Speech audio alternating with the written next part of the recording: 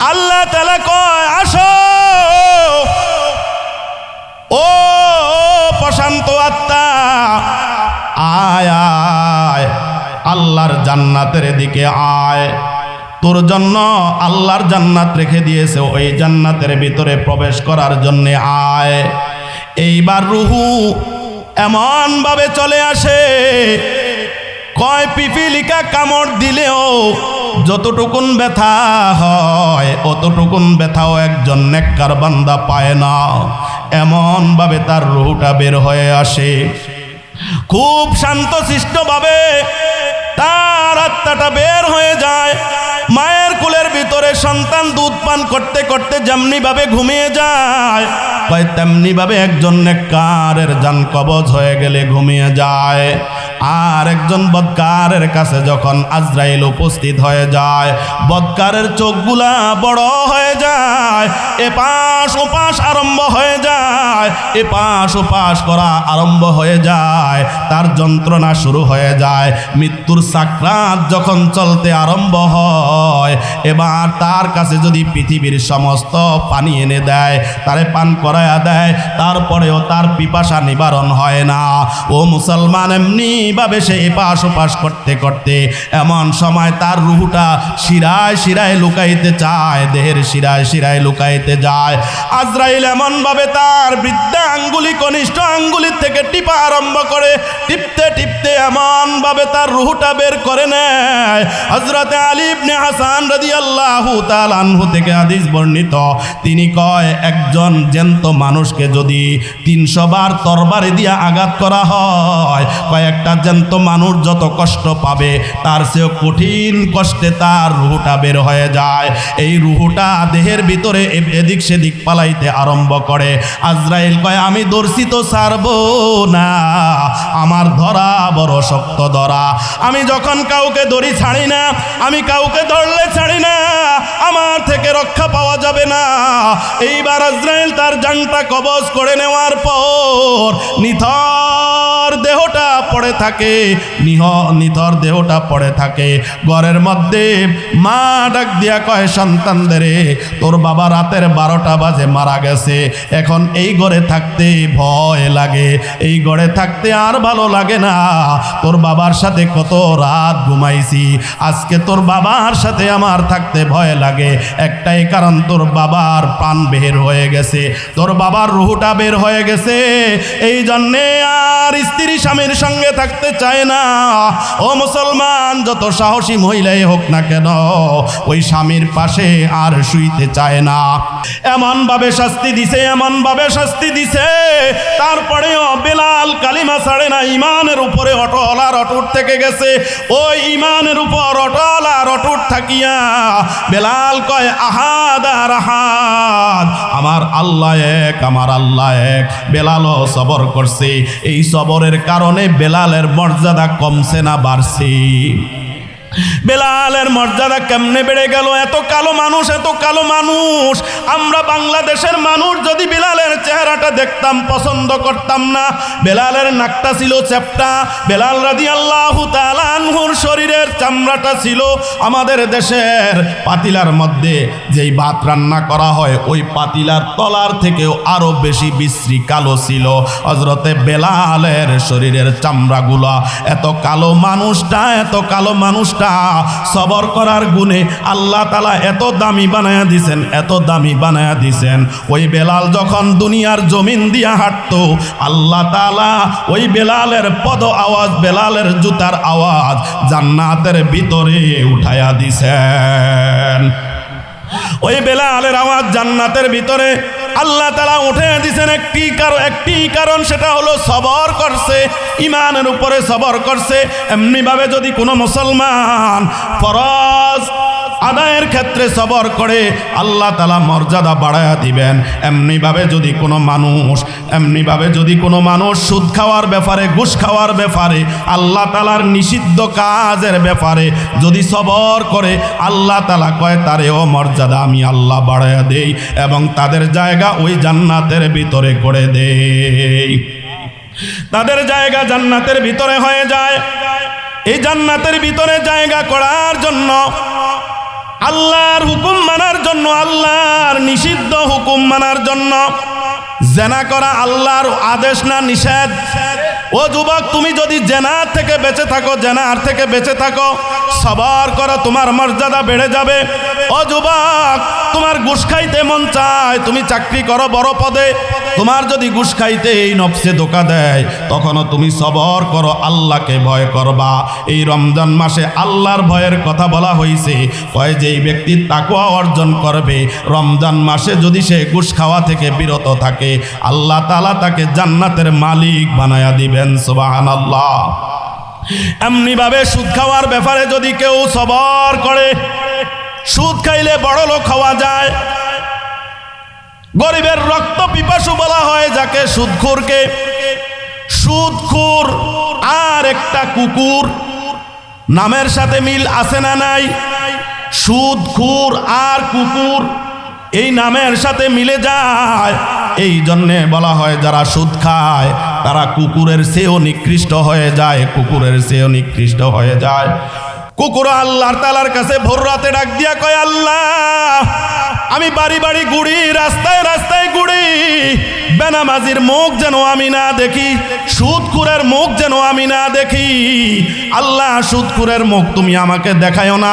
70টা সুদখোরের নাম যদি কেউ লেখিয়া কোনো ফল গাছের ভিতরে টানায়া দেয়, কয় ওই ফল গাছের দিকে যদি কেউ তাকায়, ওই ফল গাছের ভিতরে মুখ লাগবে না।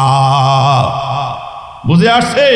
সুদখোর এত জঘন্য, সুদখোর বড় জঘন্য। এই সুদ খাইতে নফসে ধোঁকা দেয় কি দেয় না? নফস ধোঁকা দিতেছে না? আমার আপনার নফস বলতেছে কয়েক সুদ খা, বড় লোক হবি তাড়াতাড়ি, ঘুষ খা, বড় লোক হবি তাড়াতাড়ি। এই দিলের থেকে খালি বারবার খোঁচায়, অন্তর থেকে বারবার খোঁচা দেয়। সুদ খা, ঘুষ খা, জেনা কর, অন্তর থেকে শুধু খোঁচাখুচি করে।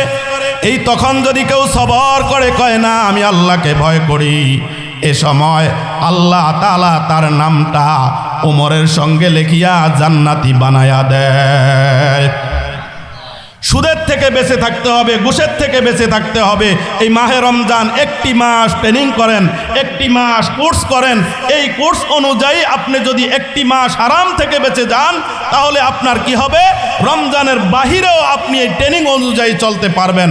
আল্লাহ তাআলার কাছে দোয়া করেন, আল্লাহ, আমরা এই সুদের থেকে, ঘুষের থেকে, এই হারাম থেকে একটি মাস যেন বেঁচে থাকতে পারি। আল্লাহ তুমি তৌফিক দাও। 11 মাস ব্যবসা করছেন, এখন একটি মাস অবসর হয়ে যান রোজা রাখার জন্য।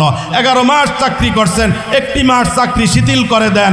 11 মাস কৃষিকাজ করছেন, একটি মাসের জন্য কৃষিকাজের মধ্যে শিথিলতা এনে দেন। আবার আপনার মৃত্যু আসবে, প্রত্যেকেরই কাছে মৃত্যু আসবে। কার মৃত্যু আল্লাহ কোন জায়গায় লেখছে কেউ বলতে পারি না, কার মৃত্যুটা কোথায় আছে কেউ বলতে পারি না, পারিনি।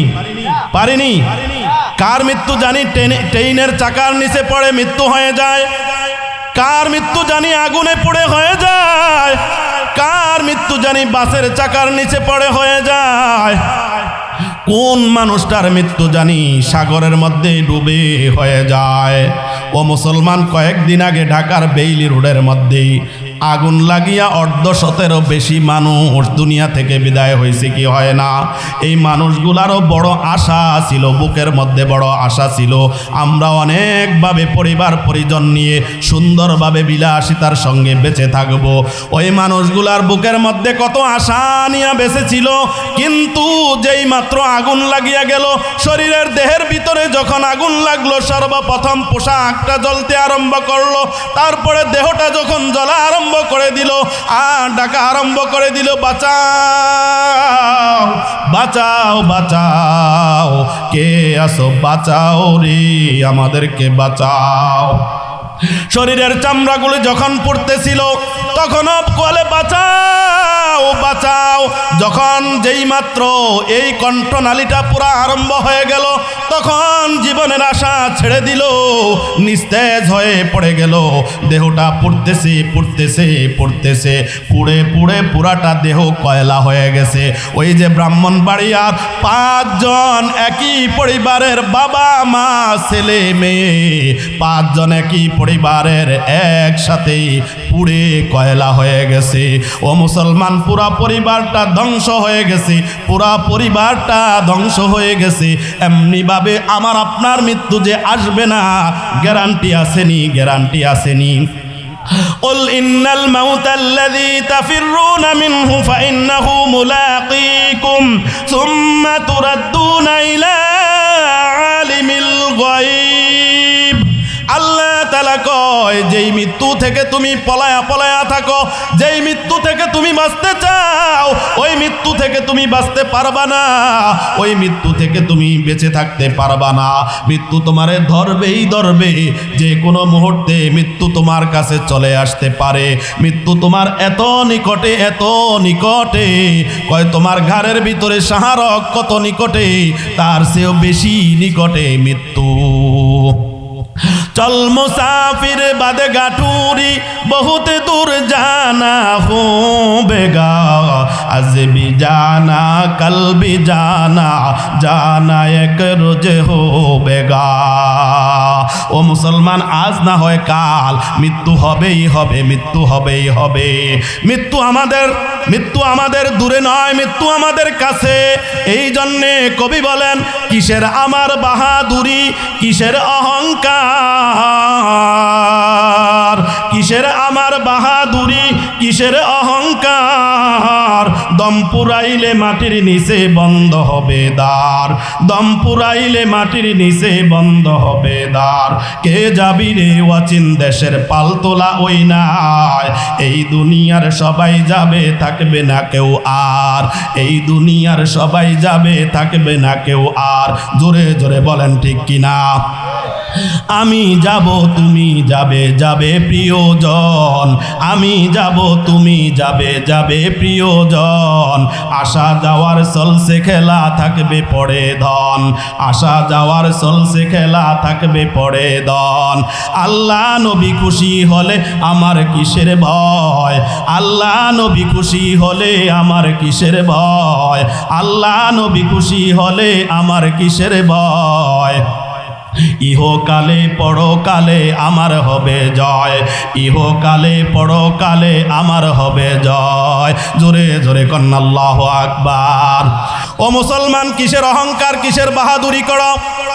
তোমার কোনো বাহাদুরি তোমার কাজে লাগবে না। কত চেয়ারম্যানের কবরের পাশ দিয়া যায়,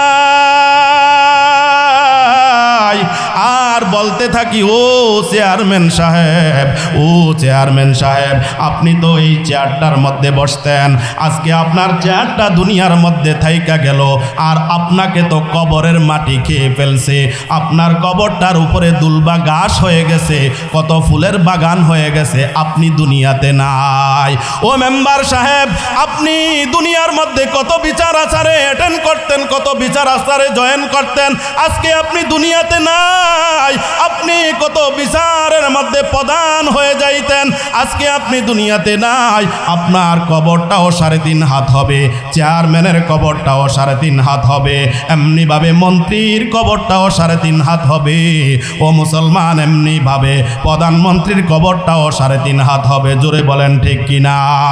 কারো কবর বড় করা হবে না, কারো কবর ছোট করা হবে না। ও মুসলমান, কবরের প্রথম রাত কি, কবরের প্রথম রাত কি আমি আপনাদের কাছে তুলে ধরবো। তার আগে মানুষের মৃত্যুর কি যন্ত্রণা, মৃত্যুটা কেমন জিনিস হবে, মৃত্যু কেমন হবে, কার মৃত্যু কেমন হবে একটু জানাইতে চাই। আল্লাহর রাসূল বলেন, ক্বালান নাবিয়্যু সাল্লাল্লাহু ইয়া আইয়াতুহান নাফসুল মুতমাইন্নাহ ইরজি'i ইলা রাব্বিকি রাদিয়াতাম মারদিয়াহ। আল্লাহ তাআলা কয়, আসো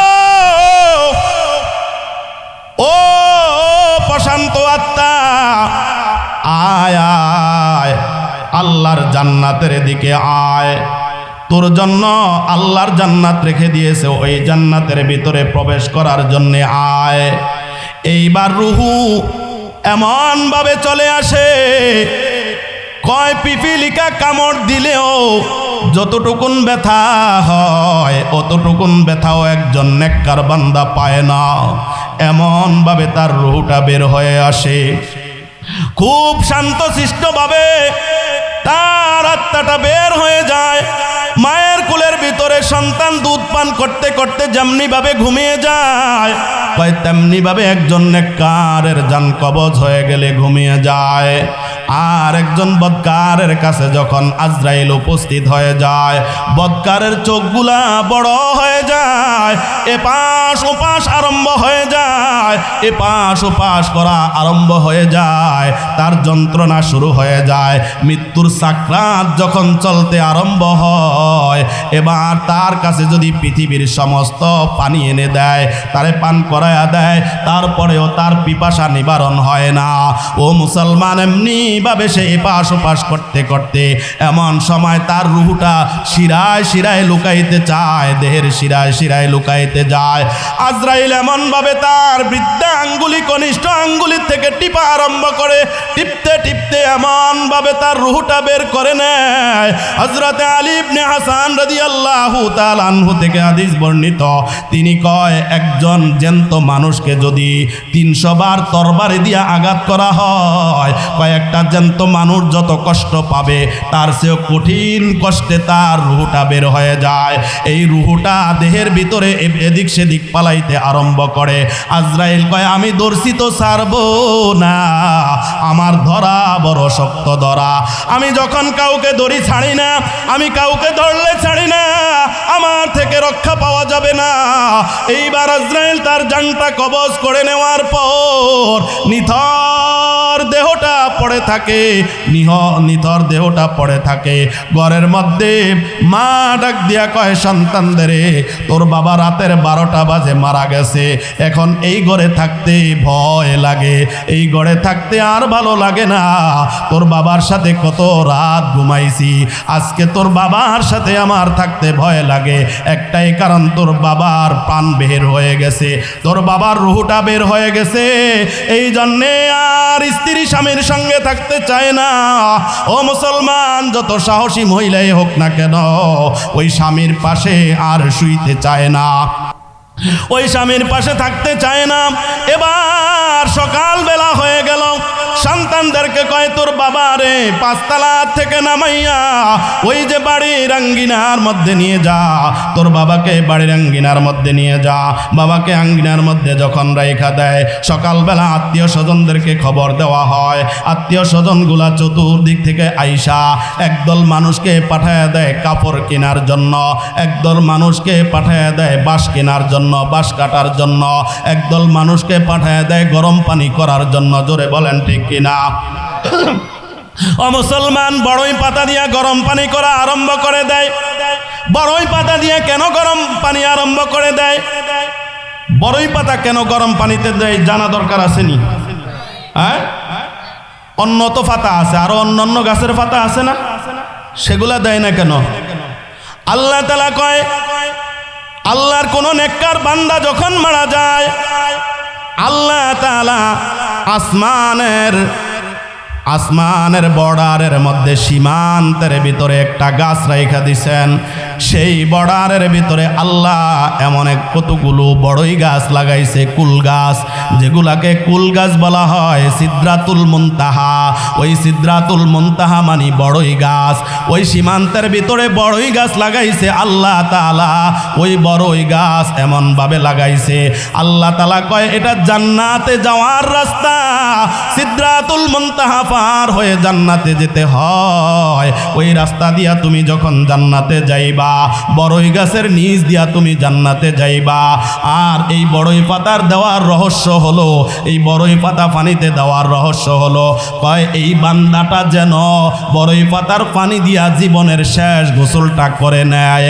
আর এই বড়ই পাতার পানি দিয়া শেষ গোসলটা করার কারণে আল্লাহ তাআলার ওই যে সিদরাতুল মুনতাহার কুল গাছ, বড়ই গাছ, ওই গাছের পাতা দিয়া যখন গোসল করছে শেষ গোসল, আল্লাহ যেন এই শেষ গোসলের বিনিময়ে তাকে জান্নাতি বানায়া দেয়। জোরে জোরে কন্যা সুবহানাল্লাহ। এ কারণে তাকে বড়ই পাতার পানি দিয়া গোসল দেওয়া হয়। বড়ই পাতার পানি দিয়া গোসল করা আরম্ভ করে দেয়। একদল মানুষ গোসল দেওয়ার জন্য তৈরি হয়ে যায় মশারি টানাইয়া। এইবার গোসল দেওয়ার লোকগুলা এসে কয় তার দেহের মধ্যে যেই পোশাকটা ছিল পোশাকটা খুলে ফেলতে হবে।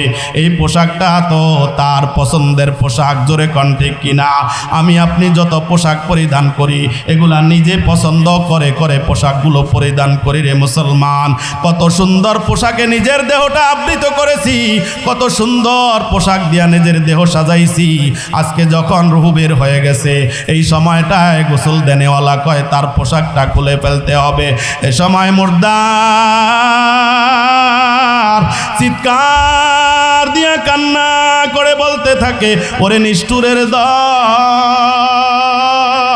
তোদের সঙ্গে কত এক দোকানে বসে বসে চা পান করেছিলাম, তোদের সঙ্গে কত এক মিটিং মিছিলের মধ্যে গেছিলাম, তোদের সঙ্গে কত মাহফিলে গেছিলাম, তোদের সঙ্গে কত একসাথে বন্ধুত্ব হিসাবে চলাফেরা করেছিলাম, কত এক গ্রামে চলাফেরা করেছি, পাশাপাশি চলেছি, প্রতিবেশী হয়ে কত চলাফেরা করেছি, তোরা কত আমার বন্ধু বান্ধব ছিলে।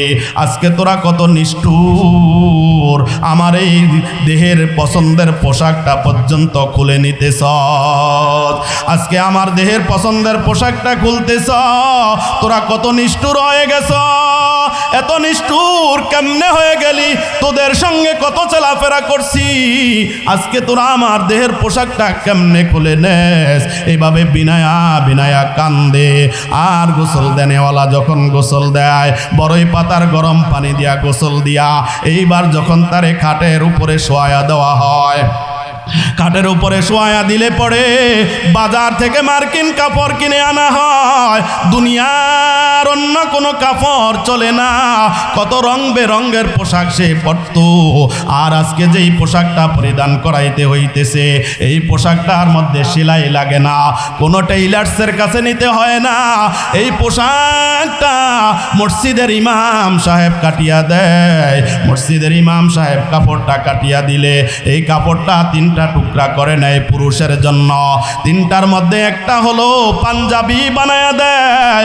ও মুসলমান, দুনিয়াতে চলাফেরা করো, পাঞ্জাবি তেমন একটা পছন্দ করো না, আর তুমি শেষ বিদায়ের দিন কিন্তু তোমাকে পাঞ্জাবি পরতেই হবে, পাঞ্জাবি তোমার পরা লাগবে। আর যে প্রথম কাপড়টা দিবে সেটা তোমার মাথা পর্যন্ত ঢেকে যাবে, দ্বিতীয় কাপড়টা তোমার হাঁটুর নিচ পর্যন্ত পরিয়ে দেওয়া হবে। এমনিভাবে তোমার তৃতীয় কাপড়টা দিয়া তোমারে এমন ভাবে পেঁচ দেওয়া হবে যেটা তোমার উপর দিয়া পেঁচ দিয়া দেওয়া হবে। ও মুসলমান, এই তিনটা কাপড় দিয়া যখন তোমারে বিদায় দেওয়া হবে, এই দিনই দুনিয়ার এই তুটুকুন সম্পদ তোমার সঙ্গী হইতেছে। এই কাপড়টা কেনার জন্য যা টাকা লাগছে এই কাপড়টা, এই পোশাকটাই তোমার সাথে যাইতেছে রে মুসলমান। এই কাপড়টা নিয়ে যখন তুমি কবরের মধ্যে শুইবা, ভিন্ন একটা পোশাক পরিধান করলা, এই পোশাকটা পরিধান করিয়া এবার তোমারে যখন জানাজার জন্য নিয়ে যাওয়া হয়, ওয়াইদা হামালাত ইলাল কুবুরি জানাজা ফাআমাল বিআন্নাকা বা'দা মাহমুল। কয় যখন তারা কবর করে তখনও গল্প গুজব করে, আর এই কথা চিন্তা করলো না আজকে যেই ভাইয়ের জন্য কবর করতেছি এই কবরটা তো আমার জন্য একদিন কেউ না কেউ করবে।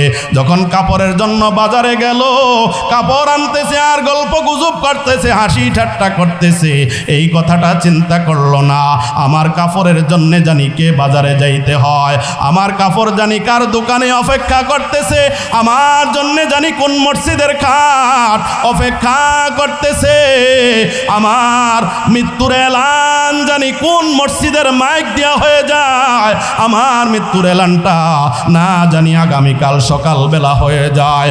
অমুক আর দুনিয়ার জমিনে বেঁচে নাই, অমুক দুনিয়ার জমিন থেকে বিদায় হয়ে গেছে। যত ধনী লোকই হোক না কেন, যত প্রতাপশালী লোকই হোক না কেন, যত নামি দামি লোকই হোক না কেন, যত পয়সাওয়ালা ধনী লোকই হোক না কেন, তার মৃত্যুর খবর মসজিদের মাইক দিয়া এলান দেওয়া হয়ে যাবে। অমুক আর দুনিয়ার জমিনে বেঁচে নাই, অমুকের জন্য কাপড় বাজারে রেডি হয়ে গেছে। অমুকের জন্য এমনি ভাবে কবরের দিকে যখন খাটিয়ার মধ্যে করে নিয়ে যাওয়া হয়, চার কোণে চারজন ধরিয়া যখন তাকে নিয়ে যায়, ওই মুর্দা চিৎকার দিয়া বিনায়া বিনায়া কান্দে আর বলতে থাকে, ওরে নিষ্ঠুরের দল, তোদের সঙ্গে একই গ্রামে বসবাস করছি, আজকে তোরা আমারে কিভাবে খাটিয়ার মধ্যে করে নিয়ে যাস? আমি তো নিজের পায়ে চলতাম, আমি তো নিজের ইচ্ছা মতো চলাফেরা করতাম, আজকে আমাকে কেন এমনি ভাবে দুই হাতে পায়ে বান্ধিয়া, এমনি ভাবে মাঝখানে বান্ধিয়া, মাথার মধ্যে বান্ধিয়া, চকলেটের মতো পোটলা বানায়া, চকলেটের মতো পোটলা বানায়া কেন তোরা আমাকে নিয়ে যাস? এইভাবে যখন তাকে নিয়ে যাওয়া হয়, কবরের মধ্যে রাখা হয়, কবরের প্রথম রাত, কবরের প্রথম রাত কেমন হবে রে মুসলমান? সবগুলা মানুষ যখন জানাজা পড়ে, মুর্দা মনে করে এই মানুষগুলা আমার সাথে আছে, কোনো ভয় নাই। এবার জানাজা পড়িয়া কিছু মানুষ যখন চলে যায়, তখন মুর্দা কান্দে আর বলে, অনিষ্ঠুরের দল, তোরা কোথায় যাস? তোরা তো আমার বন্ধু ছিলি, প্রতিবেশী ছিলি, তোদের সঙ্গে কত আড্ডায় ছিলাম, আজকে তোরা আমাকে ফেলে চলে যাস। কিছু মানুষ কবর দিতে যায়, আর তিনজন যখন কবরের মধ্যে নামিয়া যায়, তাকে যখন এইভাবে হাতের উপরে করিয়া নামানো হয় কবরের ভিতরে, কবরের ভিতরে নামানো হইলে তিনজন যখন কবরে নামে, আর মানুষগুলা যখন উপরে থাকিয়া যায়, তখনও মুর্দা মনে করে এই তিনজন বুঝি আমার সাথী হয়ে গেছে। তখনও নিজের মনের সান্ত্বনা দেয় আর বলতে থাকে, হয়তো এই তিনজন আমার সঙ্গেই থাকবে, সাথেই থাকবে, এই বলিয়া নিজেকে সান্ত্বনা দিতে থাকে। ও মুসলমান, এইবার যখন এই তিনজনের একজন লাফ মারিয়া উঠিয়া গেল, এবার তার উপরে যখন বাঁশ বিছাইতে আরম্ভ করা হলো, বাঁশ বিছাইতে বিছাইতে যখন তার পায়ের থেকে মাথার থেকে বাঁশ বিছাইয়া মাঝখানে চলে আসলো, এবার দুইজনের একজন যখন উঠে গেল, একজন বাকি রয়ে গেল, তার কলিজার তার সিরা সন্তান, তার কলিজার তার সিরা সন্তান মাকে মাটি দেয়, মাকে মার কবরে বাঁশ বিছায়। কত সন্তান নিজের বাবার লাশ কাঁধে করে করে কবরে নিয়ে যায়, কত সন্তান নিজের মায়ের লাশ কাঁধে করে করে কবরে নিয়ে যায়। কত দুর্ভাগা সন্তান মায়ের লাশ কাঁধে নিতে হয়, কত দুর্ভাগা বাবা সন্তানের লাশ কাঁধে করে করে কবরে নিয়ে যেতে হয়। রে মুসলমান, মৃত্যু কোনো বড় ছোটর সিরিয়াল মানে না। মৃত্যু যখন আসে, কে বড় কে ছোট সিরিয়াল মানে না। আমি আপনি মনে করতেছি নৌজওয়ান, না না, নৌজওয়ানের কাছেও মৃত্যু আসবে, বিদ্যার কাছেও মৃত্যু আসবে রে মুসলমান। এবার যখন কবরে বাঁশ বিছাইতেছে, সন্তান যখন দেখে মায়ের মুখটা ঢাকনা পড়ে যায়, বাবার চেহারাটা ঢাকনা পড়ে যায়, চিরদিনের জন্য চেহারাটা বিদায় হয়ে যায়। এই চেহারা আর চিরদিন কেউ দেখবে না, এই চেহারা চিরদিনের জন্য বিদায় হয়ে গেল। আর কোনোদিন মা মা বলে ডাকতে পারবে না, আর কোনোদিন বাবা বাবা বলে ডাকতে পারবে না। সন্তানটা চোখের পানি ছেড়ে দিয়া, চোখের পানিগুলা খেজুরের রসের মতো টপ টপ করে পড়ে, আর সন্তান বিনায়া বিনায়া কান্দে, এরে আমার বাবা, আমাদের রিজিকের জন্য কত রৌদ্রে পুড়েছ, কত বৃষ্টিতে ভিজছিলা, ও বাবা 50 টাকার রিক্সা ভাড়া দাও না, সন্তানের জন্য মজা কিনে আনছো, আজকে তুমি আমাদেরকে রেখে চলে যাও রে বাবা। ও বাবা, আর কোনোদিন তো তোমারে বাবা বলে ডাকতে পারবো না, আর কোনোদিন এই চেহারাটা বাবা তোমার দেখবো না। এমনি ভাবে যখন বিনায়া বিনায়া সন্তান কান্দে আর বলে, মা কত রাত তুমি আমাদের জন্য জেগেছ, ও মা কত রাত তুমি আমাদের জন্য জেগেছ, মা আমরা যখন অসুস্থ হয়ে যাইতাম, সন্তান কয় যখন অসুস্থ হয়ে যাইতাম, মা তুমি রাতের বেলায় আমাদের রাতের বেলায় তোমার চোখে ঘুম আসতো না, তুমি কেঁদে কেঁদে আমার বাবাকে বলতা, ওগো স্বামী আমার সন্তানটা হয়তো বাঁচবে না, সন্তানের জন্য ডাক্তারের ব্যবস্থা করেন, আমার সন্তানটার জন্য ডাক্তারের ব্যবস্থা করেন। মনে হয় আমার এই কলিজার তার সিরা সন্তানটা বাঁচবে না। বাবার পেরেশানি বেড়ে যাইতো, মা সারা রাত ঘুমাইতো না। এমনিভাবে খাবার খেতে বসলে মাকে পায়খানা করে যন্ত্রণা দিয়েছি, প্রস্রাব করে যন্ত্রণা দিয়েছি।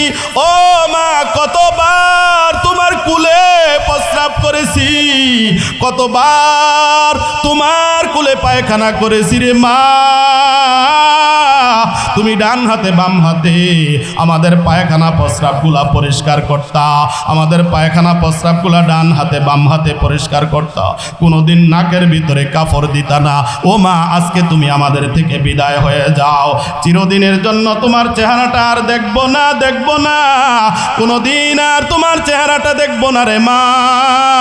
এই বাঁশ বিছায়া যখন চোখের পানি ছাড়িয়া সন্তান কান্দে, আর সাথের লোকেরা বলতে থাকে, উপরে দাঁড়ায় থাকা লোকগুলা বলতে থাকে, আয় আয়, কবর থেকে উঠে আয়, কাঁদিস না, কাঁদিস না, তোর মা চলে গেছে, সবার মাই তো চলে যাবে। এমনিভাবে সান্ত্বনা দিয়া সন্তানটারে ধরে বাড়িতে নিয়ে যায়।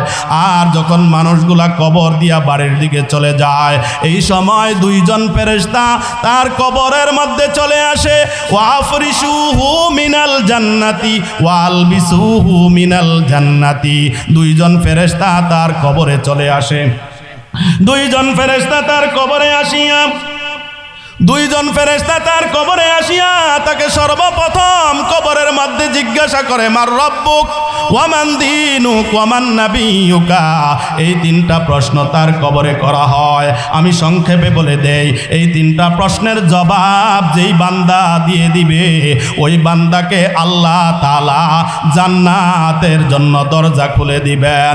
ওয়াক্তাহু লাহু বাবান ইলাল জান্নাহ, তার কবর থেকে জান্নাত পর্যন্ত একটা রাস্তা খুলে দিবেন। আর ওই কবরের ভিতরে জান্নাতি হাওয়া জারি হয়ে যাবে, জান্নাতের নিয়ামত পৌঁছতে থাকবে।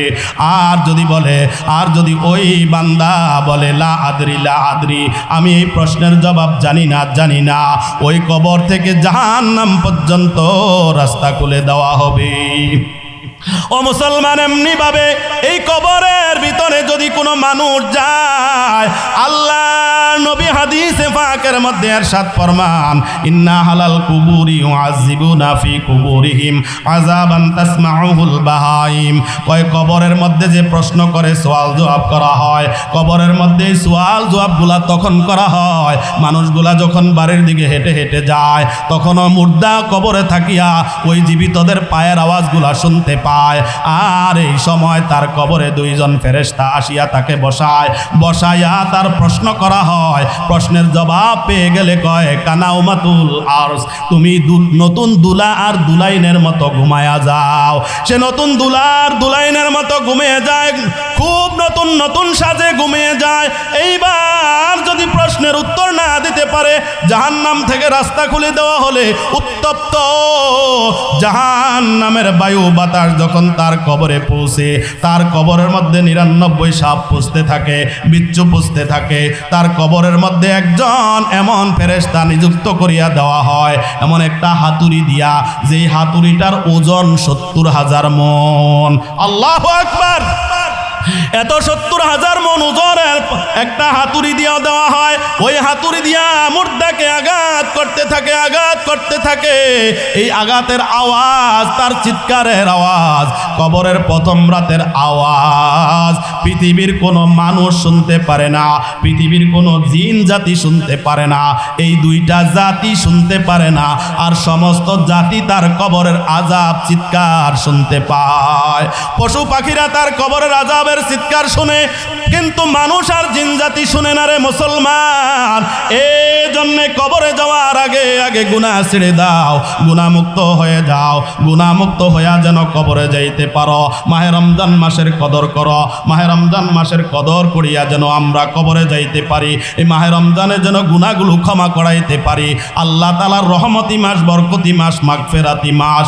আল্লাহ কয়, রমজান মাস পাইয়া যে ব্যক্তি রোজা রাখলো না, ওই ব্যক্তিটা এত দুর্ভাগা, এত দুর্ভাগা, দ্বিতীয় আর কেউ জমিনে থাকে না।